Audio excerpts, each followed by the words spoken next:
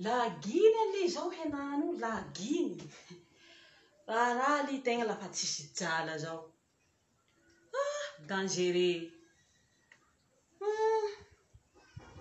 Kanao lehilahy ty. Iha mba lehilahy namporafesiko raiky taloha iny. Lehilahy tena tsy mahavita azy. Olo amin'ny FB to fa mitoreotoreo ahy hoe zao tsy manao silipo, zao tsy manao soutien. Na bikini na silipo li tsy voavidinao. Fiaina toy fa li mividy amin'ny fitiava-toy avao lehilahy tia. Ino tanjonao amiko? Ino tanjonao amiko? Ino antoerahanao amiko? Ino lehilahy tia? Mba ho henoko soa. Ho vitany soavaly avao? Soavaly avao? Allo soloina koa iha. Tao next iha miporafesiko lehilahy hafa ho mahavita azy reny. Mandaginy.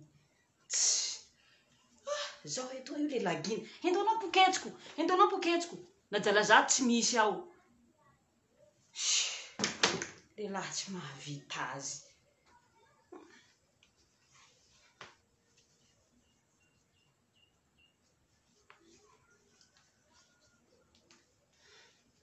Mandaginy.